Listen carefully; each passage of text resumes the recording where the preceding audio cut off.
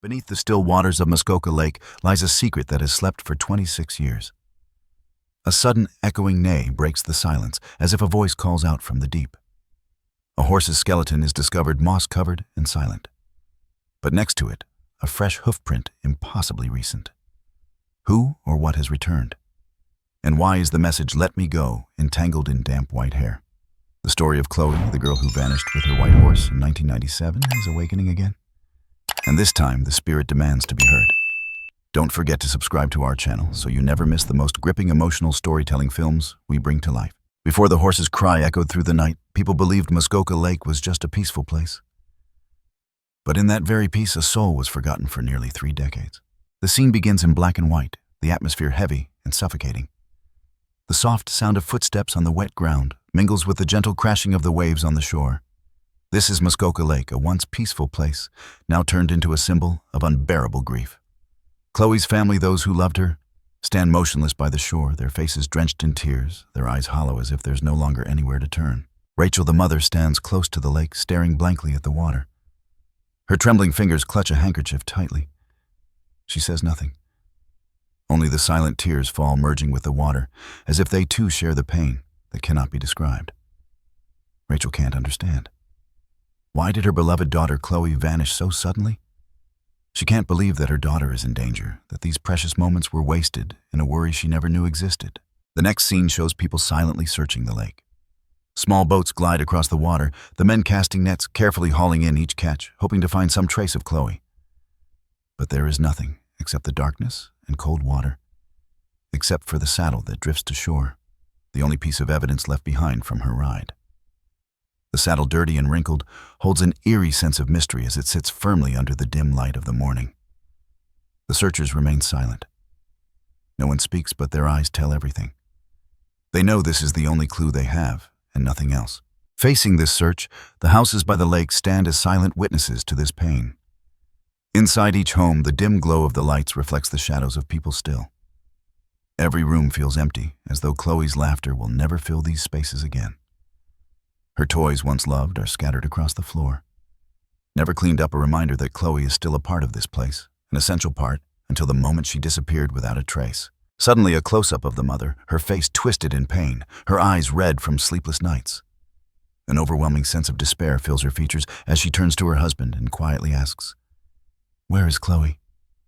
The question echoes like an accusation, a painful reproach not only at the situation, but at herself. Around them, the community begins to murmur.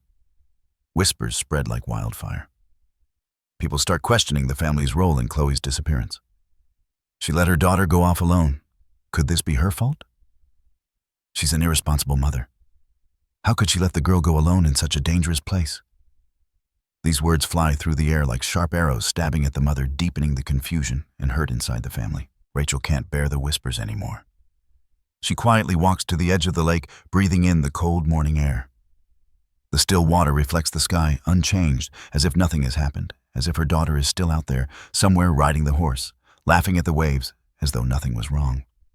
But with every passing second, a deep fear settles in her heart, knowing that her daughter may never come back.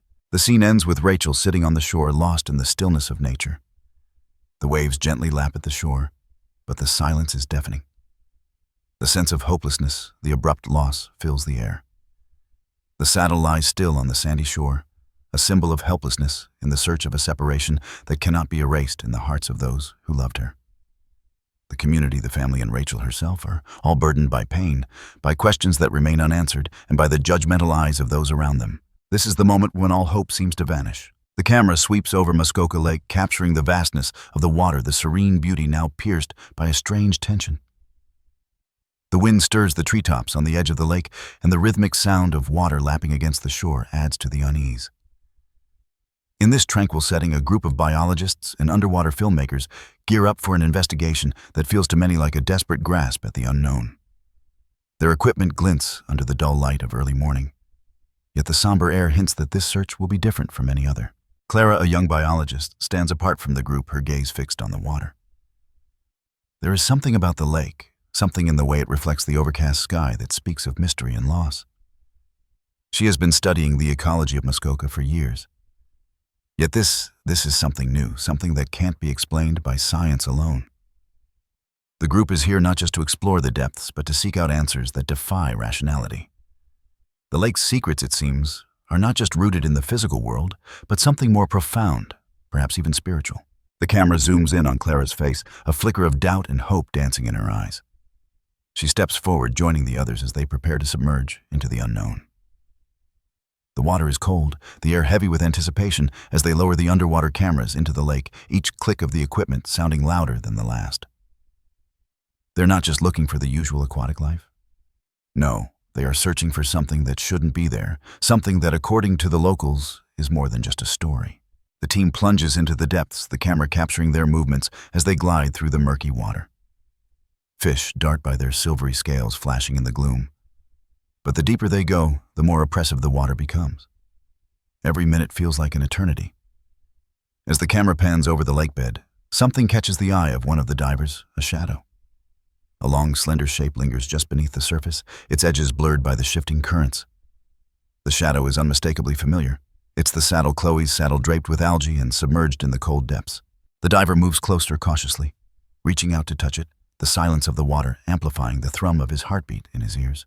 His fingers brush against the worn leather, and the feeling of the object in his hand sends a shock through his body. The camera captures the moment of contact in haunting detail, the shadow of the saddle swirling in the dark water as though trying to escape their grasp. The weight of the object is undeniable, but it feels somehow lighter than it should be, as if the water itself is trying to take it away. Clara watches from the surface, her stomach in knots. This is it, the first tangible evidence, the first sign that there's more to this case than meets the eye. The team brings the saddle to the surface, their faces a mixture of awe and disbelief. There it is, in their hands, a physical piece of Chloe's past. But the feeling in the air is heavy. There's something almost wrong about this, something not quite right. How is it that the saddle survived untouched by time while the girl herself is gone? The unanswered question hangs in the balance like a thick fog. The group gathers around the saddle, their voices barely above a whisper. They talk about the possibility of an accident, the theory that perhaps Chloe fell into the lake, lost her life, and the saddle was simply left behind. But Clara, ever the skeptic, isn't so sure. The lake feels different now, more than just a body of water. It feels like a tomb. And the saddle draped in moss and algae is the marker of something. Something that has been left unfinished, something left behind. Meanwhile, the camera cuts back to the shoreline, where the townspeople have gathered in groups, their eyes not on the lake, but on the small group of investigators. The community has been watching quietly, judging. Their skepticism is palpable. The search in their eyes is futile. The lake has claimed Chloe, and no amount of diving or cameras can change that. Whispers spread through the crowd, the murmurs of doubt growing louder with each passing hour. Some believe the investigation is a waste of time, a misguided attempt at finding something that doesn't exist. Why are they wasting their time with this one man? Mutters, his voice tinged with bitterness. The girl's gone. There's nothing to find here. But Clara refuses to listen to the murmurs. She knows the lake better than anyone. She's seen it in all its moods, from calm to tempestuous, and yet she's never encountered a feeling like this before. Something about this place, this investigation, speaks to her on a deeper level. It's as though the water itself is hiding something, something that demands to be uncovered. She can't explain it, but she knows that this isn't just about finding Chloe. It's about understanding the mystery that the lake holds something that has been lost and now might finally be found. The group continues their dive, their movements more urgent now as the lake seems to shift beneath them. The camera focuses on Clara's face once again as she stares down into the water, her thoughts racing. She doesn't know what they'll find, but she's certain that the lake has secrets it's not willing to reveal easily. As the shadows of the divers stretch deeper, Clara can't shake the feeling that they're on the edge of discovering something unimaginable, something that will forever change their understanding of this place. The camera cuts to the shore again, where the wind stirs the tall grass. The townspeople watching from a distance can do nothing but wait. For some, the investigation is a flicker of hope, but for others, it's nothing more than a distraction from the unbearable truth. Chloe is gone, and they may never find out what happened to her. Yet the community still holds on to the belief that somewhere in that dark, cold water, there may be an answer. And as the camera zooms out, the murmurs of the crowd seem to blend into the distant sound of waves against the shore. a reminder that no matter how much time passes, the search for answers is never truly over. The night falls, wrapping Muskoka Lake in its cool, unsettling embrace. The waters are still the only sound, the occasional rustle of the wind through the trees. Clara sits alone in her small cabin, the lamp dimly flickering beside her. She's been working for hours going over data, reviewing recordings from the underwater microphones they've set up. But as she listens, her mind starts to drift. The night is too quiet. It has been too quiet for days, yet Clara can't shake the feeling that something more is out there, beneath the water's surface. Her eyes grow heavy. She fights to stay awake, but exhaustion pulls her under. Slowly, she slips into a deep, surreal slumber. The world around her fades into an eerie fog, and she finds herself standing at the edge of Muskoka Lake under a sky glowing faintly with soft moonlight. The air is thick with an unearthly stillness. The trees stand like silent sentinels, their branches swaying in time with a rhythm she can't understand. And then she sees it, Chloe. The figure is distant at first, a faint silhouette framed by the mist, but as Clara's heart races, the image becomes clearer. Chloe is there, a young girl once full of life now, a ghostly presence sitting astride a white horse. The horse's coat gleams with an ethereal light, its eyes wide alert. Chloe's dark hair floats around her like a cloud, her face calm yet distant. There is no sound, only the soft, steady movement of the horse as it begins to walk slowly through the fog. Clara feels a pull, a compulsion to follow. She takes a step forward, but the ground beneath her is no longer solid. It shifts like water, and Clara stumbles but doesn't fall. Instead, she feels herself being drawn deeper into the vision, as if she were sinking into the mist itself, becoming one with it. In the dreamlike space, Chloe turns her eyes, locking with Clara's. The gaze is intense, and Clara can feel an emotion radiating from her: sadness, longing, and something else. There's a plea in Chloe's eyes, a silent cry for help that Clara cannot ignore. The girl gestures toward the distant horizon, where the lake stretches out endlessly. The horse lifts its head and snorts its white mane, catching the dim light of the moon. Then, Clara hears it. Faint at first, like a whisper beneath the surface of the water, but growing clearer with every passing second. The unmistakable sound of a horse's neighing, a cry that echoes through the silence. It cuts through Clara like a knife, a sound full of desperation, full of sorrow. The sound is not from the past. It feels real, present, as if Chloe and the horse are still trapped in the lake, waiting, hoping for someone to hear their call. The vision begins to shift like a camera, zooming in and out of focus. Clara sees Chloe again, this time on the edge of a rock formation by the water. The girl reaches out, extending her hand toward Clara, her voice a faint echo. "Let me go." It is barely audible, the words distorted, but Clara hears them as clearly as if they were spoken in her ear. The horse stamps its hooves on the rocky ground, the sound sharp and urgent. But the image fades before Clara can reach out. Suddenly, Clara is awake, gasping for breath, her body trembling. She's back in the cabin, the room quiet save for the faint sound of the wind outside. The dream lingers, its weight pressing down on her chest. She can still feel the pull of Chloe's gaze, the urgency in the air. The image of the white horse and the message, "Let me go," replay in her mind like a broken record. Clara stares at the ceiling, her mind racing. The dream, or whatever it was, feels too real to be just her imagination. Could it be that Chloe's spirit is still connected to the lake, still calling out, still trapped in that endless cycle of longing? Clara shakes her head, trying to shake off the feeling of unease. But it's there, gnawing at her. She moves to the small desk where she has her equipment set up, opening the file labeled Underwater Recordings. She hits play, the low hum of the underwater microphones filling the silence. For a moment, there is nothing but static. Then it comes the sound.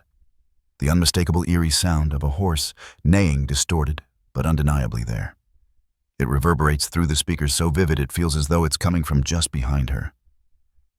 Her breath catches in her throat as she leans in closer, listening. It's not a fluke. It's not just wind or waves. There is something out there in the water.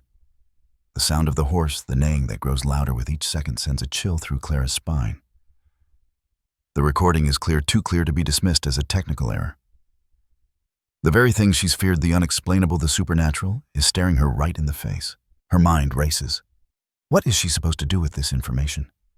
How can she continue the investigation when the very fabric of reality is being torn apart? Clara is a scientist, a researcher, someone who lives in a world governed by facts, by proof. But what she's hearing, what she's experiencing, doesn't fit into any of her neatly organized theories. What if it is true? What if Chloe's spirit is still here, still longing for release? And if that's true, can she in good conscience continue to look for more physical evidence, knowing that this is something much deeper, much more profound than science can explain? Clara closes her eyes, feeling a wave of dizziness pass over her. She wants to believe that it's just her mind playing tricks on her. But the sound is still there, the faint echo of a horse's cry that won't go away. She wants to shut it out, to turn off the recorder and pretend it's not real. But deep down, she knows that there's no turning back now. The line between the living and the dead has blurred, and Clara is standing at the edge, unable to decide whether to step forward or turn back. The room grows colder, the silence deafening. The weight of the moment hangs in the air. Clara knows she's at a crossroads, a pivotal point where everything she believes in is being challenged. Her heart pounds in her chest, and her mind races with possibilities, each more terrifying than the last. The sound of the horse's neighing grows louder, and Clara realizes with a sinking feeling that it's not just a sound. It's a call, a plea, and it's coming from the lake. She stands up, her legs unsteady, and walks to the window. She stares out at the dark water below, feeling the pull of the lake, the same pull that Chloe must have felt before she vanished. And for the first time, Clara isn't sure if she's investigating the disappearance of a girl, or if she's searching for something far more elusive, something that transcends the boundaries of life and death. The camera lingers on Clara's face as she gazes out the window, the distant sound of a horse's neighing still echoing in her ears. The screen fades to black, leaving the audience with the question, is this the beginning of the end, or the beginning of something even greater? The morning breaks with a pale glow casting a somber hue over the lake. The team is gathered, huddled together on the edge of the water. The air is heavy, the sky overcast, as though the world itself is holding its breath. The mystery is about to deepen. Clara, leading the way, feels the weight of the investigation pressing against her chest. With every passing second, the sense that something profound lies beneath the surface grows stronger. They are not just uncovering the past, they are delving into something that exists between the living and the dead. Something the world may never fully understand. The underwater cameras are ready. Clara, along with the rest of the team, prepares for another descent into the depths of Muskoka Lake. The boat creaks and groans as the divers suit up, the tension palpable in the cold, thin air. As the team descends, Clara watches from the surface, her eyes fixed on the water's surface, watching them disappear into the dark. Her pulse quickens and her thoughts swirl. She can feel it now, a presence beneath the water. It's no longer just a sensation. It's a certainty. The camera cuts to the divers as they sink deeper into the lake. The light above them fades, and the darkness envelops them.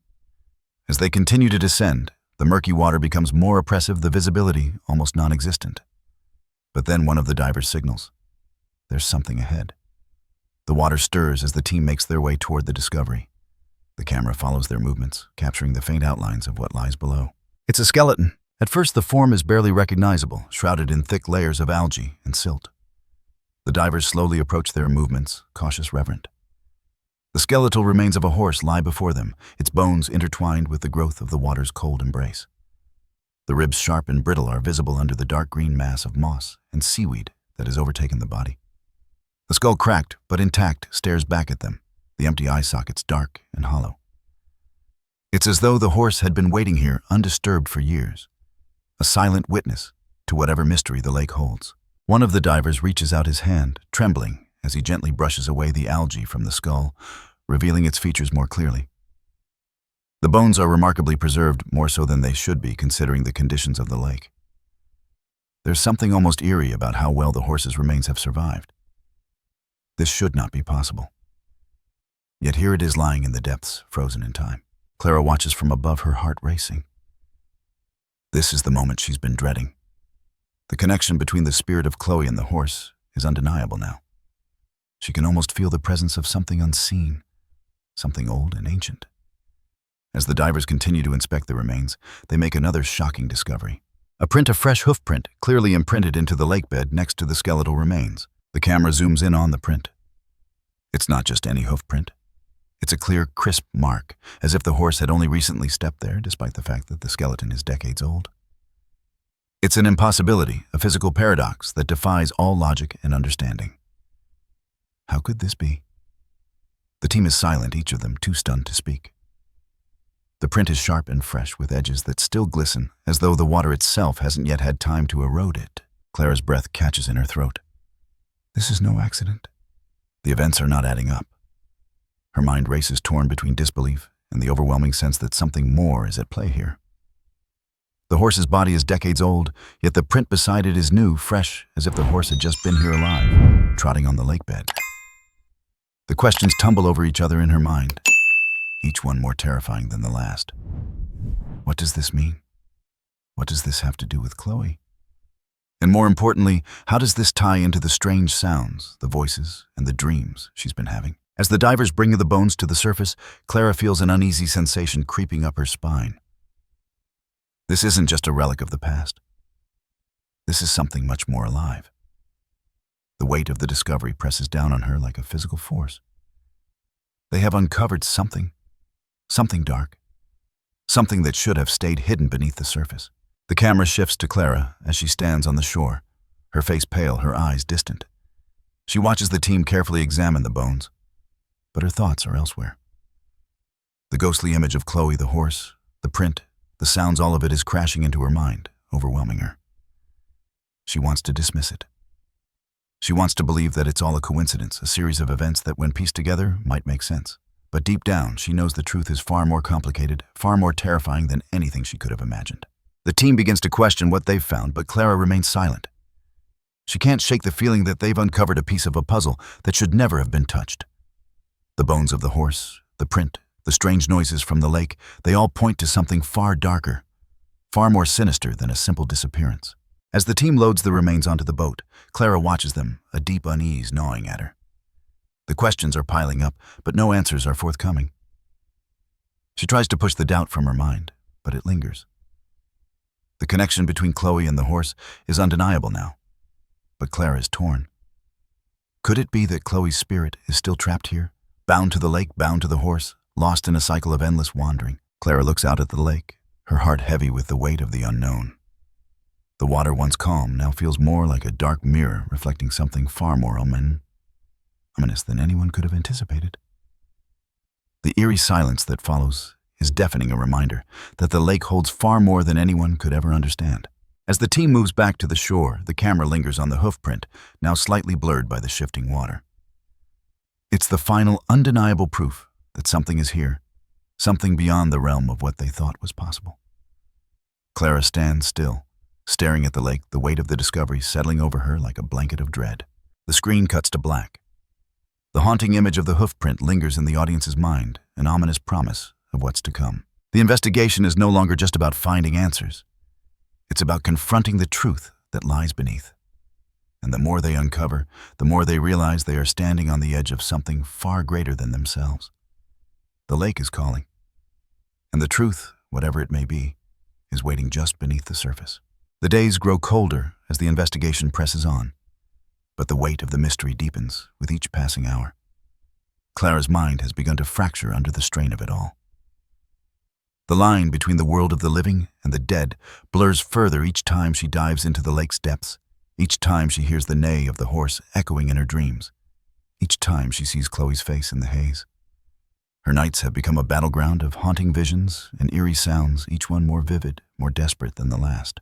It starts subtly at first. A whisper, a rustling sound, but it grows stronger as the days pass. Clara can no longer ignore it. The dreams have taken on a life of their own.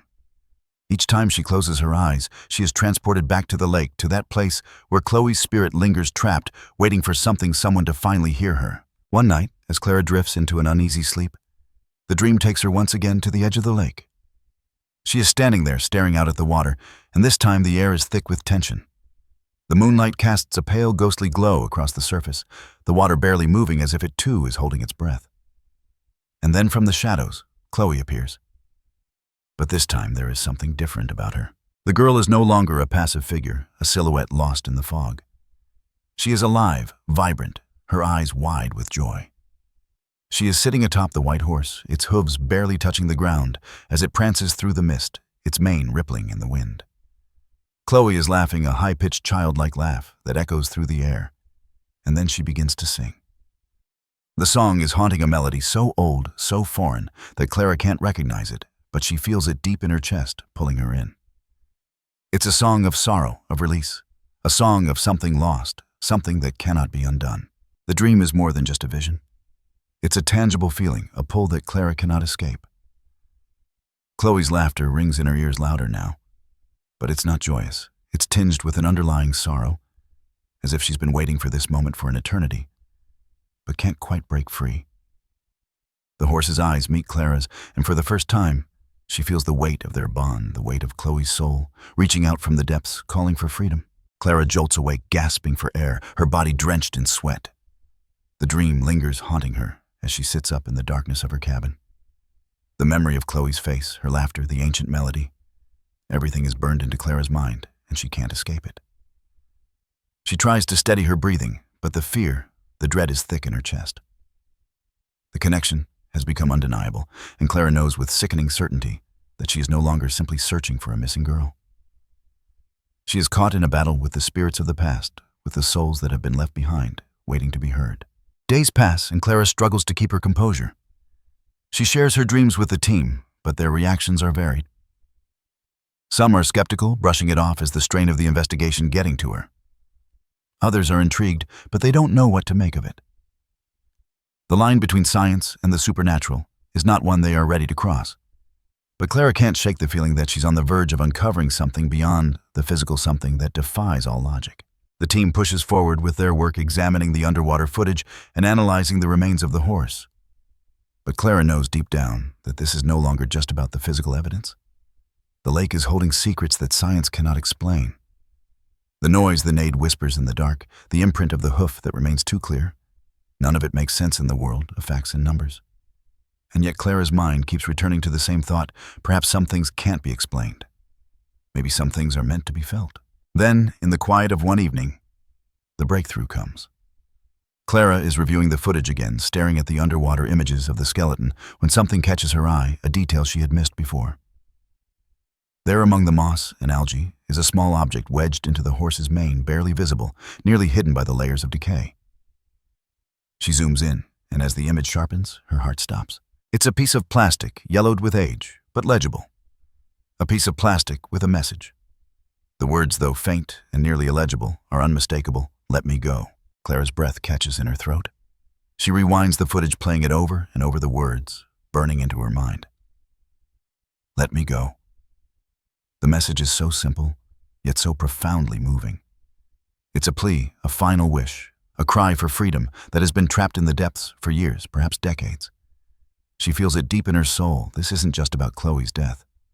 It's about something far bigger, far deeper, something that has been left behind for far too long. This is a soul crying out not just for release, but for understanding, for someone to recognize the pain and suffering it endured. The realization hits Clara like a physical blow. She's not just uncovering the truth about Chloe's disappearance. She's facing something far more complex, far more spiritual. The message is not meant for the living. It's meant for the dead. Chloe's spirit is not trapped in the lake.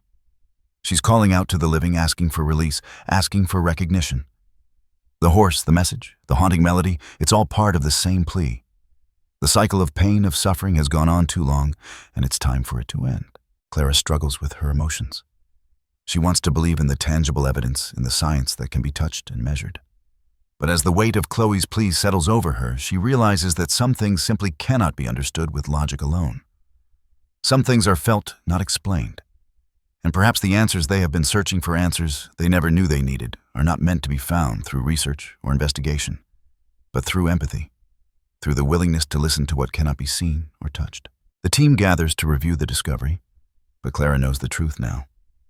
This isn't just an archaeological site. This is a sacred place, a place where the living and the dead have intertwined. The message, "Let me go," is the final key, the final piece of the puzzle. Clara faces the team, her voice quiet but firm. We need to stop looking for what we can measure. We need to start listening to what we can feel. The camera lingers on her face as she speaks, the camera capturing the raw vulnerability in her eyes. The tension is palpable, but Clara has crossed the threshold. She has let go of the need for hard facts, and in doing so, she opens herself up to something far more profound. She turns to the team, her eyes filled with a newfound understanding, a deep empathy for Chloe's spirit and a sense of purpose that no longer relies on the physical. The camera pulls back, showing the lake stretching out before them. The wind stirs the trees and the water shimmers in the fading light of the evening. The mystery has not been solved in the way they expected, but it has been understood. The spirits have spoken, and for the first time, Clara feels at peace. The screen fades to black, leaving the audience with a haunting sense of finality, of release, and of the deep, emotional weight that comes with listening to a voice that can no longer be ignored. The sun begins to sink lower on the horizon, casting a golden hue over the water. The boat rocks gently as the team brings the plastic sheet to the surface, the message still barely visible, but unmistakable. The faint words, "Let me go," glimmer in the sunlight, their presence almost otherworldly. Clara watches a mix of disbelief and relief flooding through her. The words are like a final act of liberation, a call from the past answered by the living. But there's a sadness too, an emptiness that lingers. She doesn't take her eyes off the sheet. It's more than just a piece of plastic. It's a symbol, a final message from Chloe, a plea for release that had been trapped beneath the surface for so many years. The water ripples gently, reflecting the golden light. But Clara knows that the moment of discovery has passed. The heavy weight that had hung over the investigation for so long is lifting. But there's no celebration, no cheer. Instead, there's only a profound silence, a shared understanding that something intangible has been set free. As the sheet is brought up to the boat, Clara's heart races. The quiet noise of the water lapping against the sides of the boat is almost deafening in comparison to the silence that fills the air around them. The moment feels heavy, like the calm before a storm. She runs her fingers over the words, the faded ink still legible, still speaking a truth that had been buried under years of pain and loss. But when the team turns their attention to the lake again, something unexpected happens. The hoofprint, the unmistakable imprint left on the lakebed, has vanished. Clara stares at the water, her breath caught in her throat. The print is gone, wiped away, as if it had never existed. The spot where it had once been is now smooth, undisturbed, as if the water had never held the evidence of the horse's presence. The eerie, haunting mark that had lingered for days is now a memory, a fragment of something that seemed real only moments ago. There is a collective intake of breath. The mystery that had been so tightly bound to the lake, the nagging sense that something beyond the physical had been at play, now feels less like a question and more like a realization. The lake has given up its secret, and with it, the mystery is resolved. The presence of Chloe's spirit, the unanswered questions, the strange sounds, all of it is fading away. And yet Clara can't help but feel that something important has been lost. The boat drifts slowly away from the shore, the team silent, each person lost in their thoughts. Clara stares at the water, her mind racing. The truth they've uncovered feels both like a release and a loss. Chloe's spirit has been heard, but at what cost?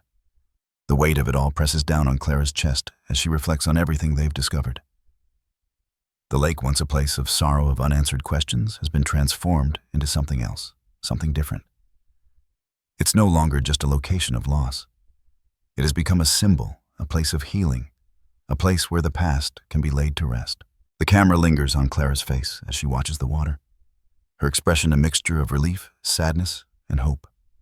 She can see the sunlight shimmering across the surface, the lake's surface calm once again. It is as if the water itself has been cleansed, its dark history erased with a single revelation. The camera then cuts to the town where word of the discovery has spread. People gather along the shore, watching with a mixture of curiosity and reverence. The town, once suspicious and distant, now stands united in their understanding. The lake has changed, and with it their perception of it. No longer is it a place of fear, a place where the past hangs heavy in the air. The lake has been transformed into a symbol of hope, a place where the spirits of the lost are finally heard, and where closure can be found. The townspeople begin to gather by the water, some standing in quiet reflection, others whispering among themselves. The atmosphere has shifted. There is a new sense of peace in the air, a sense of understanding that had been absent before. Clara watches as the townspeople slowly approach the water's edge, as if finally recognizing the significance of the lake, not just as a place of mourning, but as a site of reconciliation. One by one, they kneel by the shore, casting flowers into the water, as a tribute to the lost souls, to Chloe, to the horse, to the spirits that had been waiting for recognition. The scene is quiet, but powerful. Each flower a small act of remembrance, each offering a gesture of release. It's a moment of catharsis, not just for Clara and the team, but for the entire town. The lake, which had once held only sorrow, now holds something else, something that cannot be fully explained, but is deeply felt. The camera zooms in on Clara as she stands back from the crowd, watching in silence. She sees the faces of the townspeople, their expressions softening, the weight of their fears lifting. It's as though they are collectively acknowledging the healing that has taken place, the letting go of the past. The lake has been transformed from a dark, ominous place into something sacred, something that has the power to bring closure, to give peace. And yet Clara feels something bittersweet. The mystery has been solved. The spirits have been heard, but there is still a longing within her, a longing for something that cannot be fully grasped. Something that the lake holds in its depths, a secret that will never be fully uncovered. She watches as the last of the flowers drifts away, the ripples spreading across the surface of the lake, leaving nothing but quiet behind. The camera pulls back, showing the peaceful lake in its entirety. The sun is setting now, casting a final glow across the water. The landscape is calm, serene, almost surreal. The sound of the wind in the trees and the gentle lapping of the water fills the air. Clara looks out over the lake, her eyes distant, her thoughts heavy with the realization that some mysteries, no matter how much we uncover, will never be fully solved. But perhaps in the end, it's not about the answers. It's about the journey, the release, the letting go. The screen fades to black. The haunting image of the lake lingers its still surface, reflecting the fading light. A reminder that some things, some secrets will always remain, just beneath the surface, waiting for the right moment to be revealed. The dawn breaks softly over Muskoka Lake, a golden light spilling over the calm waters. It is the kind of morning that feels like a new beginning, a promise that everything lost can be found again, even if it takes time. The air is crisp, but there's a quiet warmth to it, like the earth itself is healing. The waves gently lap against the shore, the sounds of the water echoing softly in the stillness. The peaceful quiet is broken only by the faintest sound, one that Claire has come to recognize, a horse's neigh, distant, yet somehow clear. It's the same sound she had heard before, the one that echoed through the underwater microphones, the sound that had carried Chloe's message to the world. The camera focuses on Clara as she stands at the edge of the water. Her eyes closed, her breath deep. She feels the weight of everything that has happened, the deep, quiet sorrow of the past, but also the stirring of something new, something bright. She feels for the first time in years the tension in her chest loosen. The weight she didn't even realize she was carrying is being lifted piece by piece. And then she hears it, a sound so faint, so tender, but unmistakable, the soft melodic whinny of a horse. It's as if the lake itself is calling her, calling everyone who has stood on its shores in the past and who stands there now. Clara opens her eyes, her face serene but full of wonder. The camera pulls back slowly, revealing the full expanse of the lake, its surface now glowing under the gentle touch of the morning sun. The water, so still and calm, reflects the sky's soft colors, pale pinks, oranges, and blues. Everything feels new, as if the lake is breathing with a newfound life. The noise of the outside world, the sorrow, the unanswered questions, the unhealed wounds, all of it fades into the background. For a brief moment, there is only peace. The camera shifts to the people gathering at the shore, a quiet procession of townspeople, their faces solemn yet hopeful. They come together drawn by the same invisible thread that has tied them to this place, to the lake, to the memory of Chloe and her spirit. Word has spread of the discovery of the message that has been found and of the peace it brings. The community is no longer divided by fear or uncertainty. They stand together now, united in their understanding and their acceptance of the lake and the spirits it holds. Some kneel by the water, their hands gently pressing flowers into the calm surface, a final tribute to Chloe, to the horse, and to all the lost souls that the lake has kept. The flowers drift away slowly, their bright colors a stark contrast to the dark waters. They float outward, rippling the surface, creating a beautiful shimmering effect that reflects the soft glow of the sun. The people watch in silence, their hearts open, their spirits softened. There is no longer sorrow, only the quiet collective hope that has replaced it. Clara watches them, her heart swelling with emotion. She sees the faces of the townspeople, their eyes wet with tears, but full of peace. This moment, this small, simple act of remembrance is more than just a ritual. It is a communal healing. They are all part of this place, part of its history, part of its story. They are all connected to each other, to the spirits of the lake and to the memory of Chloe. There is no longer a barrier between them.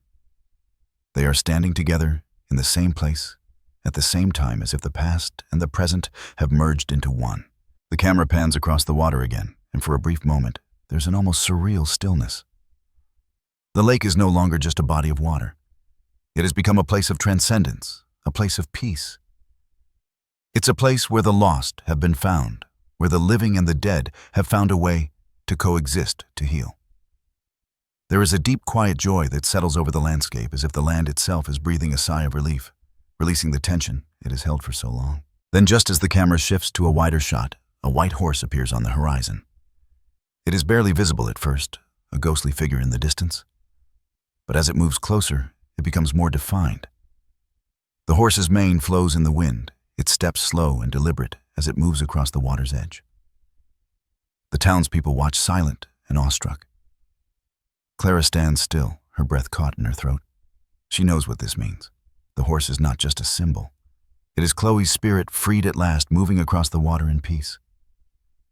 The horse's presence is a sign that the past has been reconciled, that Chloe is no longer lost. The camera lingers on the horse as it moves across the shore, its movements graceful, as if it's moving through a dream. The people watch in awe, their eyes wide, their hearts full of understanding.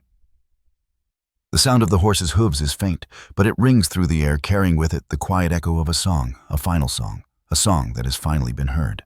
And then, as quickly as it appeared, the horse fades away, disappearing into the morning mist. The camera lingers on the empty space where it once stood.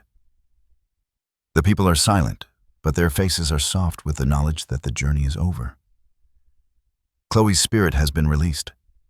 The lake, once a place of sorrow, has become a place of peace. The cycle has been completed. The camera slowly pulls away from the scene, showing the lake stretching out before them. The morning sun, now fully risen, casting a warm golden light across the entire landscape. The water is calm, smooth, untouched. The community stands together, a silent testament to the power of healing, of letting go, and of embracing the unknown. Clara stands at the edge of the water, watching the ripples fade into the distance. She feels the weight of everything that has happened, the investigation, the pain, the haunting, but also the release. She smiles softly, her eyes filled with a quiet, deep peace. The journey is over. The answers have been found, not in science or logic, but in understanding and connection and empathy. The spirits of the lake are no longer trapped. They are free. As the camera fades to black, the final shot is the lake, its surface now calm, reflecting the sky above. The sound of the horse's neighing lingers for a moment, like a final gentle goodbye. The screen goes dark. The story of Chloe the horse and the lake is complete. Healing has come, and the silence that follows is not one of sorrow, but of peace.